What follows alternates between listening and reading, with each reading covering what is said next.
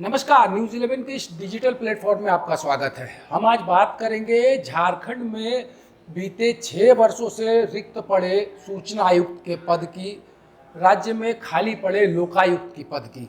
लगातार कई कवायदों के बाद भी बीते 6 वर्षों से झारखंड में ना तो लोकायुक्त की नियुक्ति हो पाई थी, ना ही राज्य में सूचना आयोग काम कर रहा था। वो भी उस वक्त जब राज्य में गठबंधन की सरकार है और उस सरकार में कांग्रेस उसकी एक बड़ी पार्टनर है। राइट टू इन्फॉर्मेशन कांग्रेस की तत्कालीन यूपीए सरकार की देन थी। उसके बावजूद 6 वर्षों तक ये पद रिक्त रहना अपने आप में कई सारे सवालों को जन्म देता है। लेकिन अगर इसके तकनीकी पहलुओं पर जाएं तो साल 2020 से इस पद के रिक्त होने के पीछे जो सबसे पहली बड़ी वजह रही थी कि 2020 से लेकर 2023 के लगभग अंत से थोड़ा समय पहले तक झारखंड के पास नेता विपक्ष नहीं था।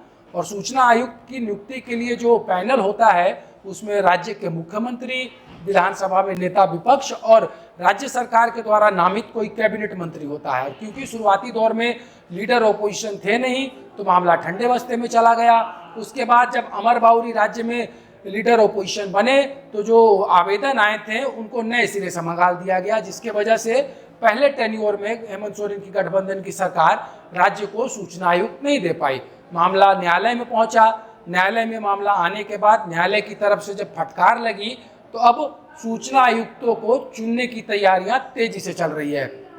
आज मुख्यमंत्री हेमंत सोरेन के आवास में सूचना आयुक्त चयन समिति की बैठक हुई, जिसमें राज्य के मुख्यमंत्री हेमंत सोरेन, नेता विपक्ष बाबूलाल मरांडी और राज्य सरकार के द्वारा नामित कैबिनेट मंत्री हफीजुल हसन अंसारी की मौजूदगी थी।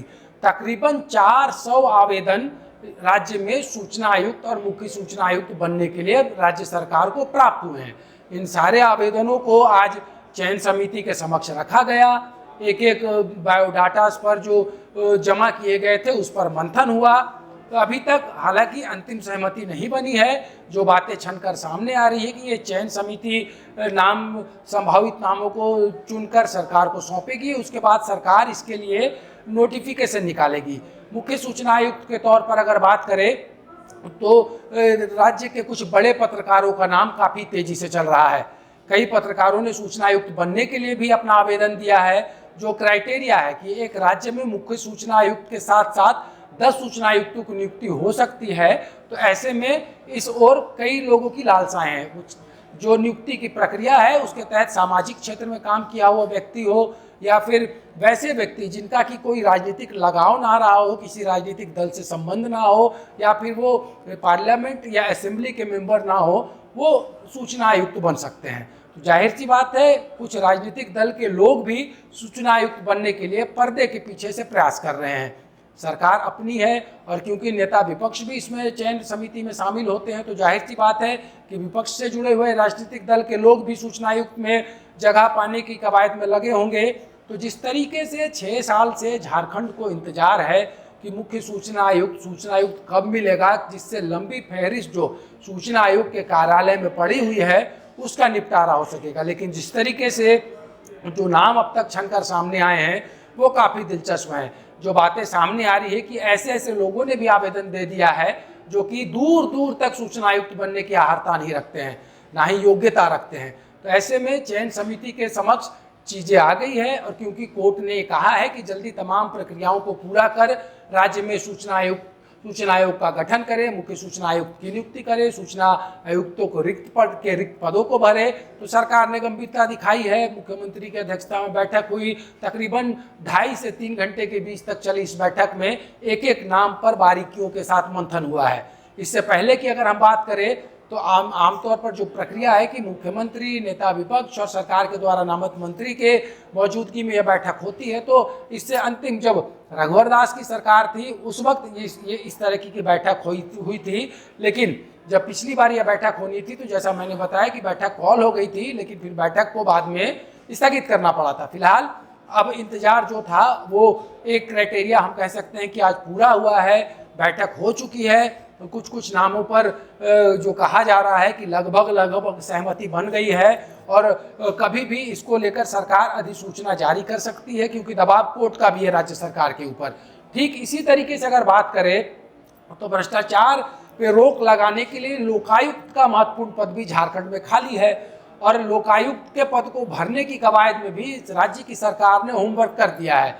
इसके लिए जो चयन प्रक्रिया होती है उसमें राज्य के मुख्यमंत्री और राज्य हाई कोर्ट के मुख्य न्यायाधीश बैठकर लोकायुक्त की चयन प्रक्रिया को अंतिम अंजाम देते हैं।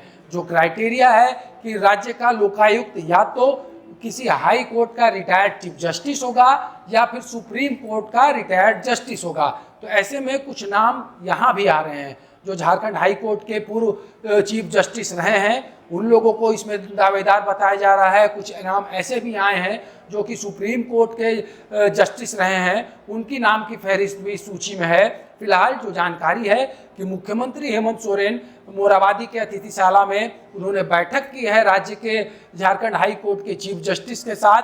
तो जो 2 बैठकें अभी हुई हैं, चाहे मुख्यमंत्री आवास में सूचना आयुक्त की नियुक्ति के प्रक्रिया किससे संबंधित हो या फिर लोकायुक्त के चयन प्रक्रिया को लेकर जो बैठक मोराबादी स्टेट गेस्ट हाउस में हुई है, उसको अगर हम गौर करें तो ये बातें अब तेजी से फैल रही है कि बहुत जल्द राज्य को झारखंड की सरकार सूचना आयुक्त का कार्यालय में भी मुख्य सूचना आयुक्त और सूचना आयुक्तों को बैठाकर इस रिक्त पदों को भरेगी और लोकायुक्त का पद जो झारखंड में रिक्त पड़ा है वो भी अब भरने जा रहा है। यानी कि अब दिल थाम के बैठिए, बहुत जल्द सरकार अधिसूचना जारी करने वाली है कि झारखंड का मुख्य सूचना आयुक्त कौन होगा, कौन कौन सूचना आयुक्त बनेंगे और कौन झारखंड का लोकायुक्त बनेगा।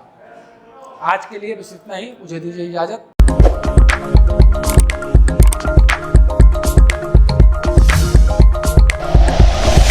Like and share videos, subscribe करें हमारा चैनल और प्रेस करें बेल आइकॉन। न्यूज़ 11 भारत, सच है तो दिखेगा।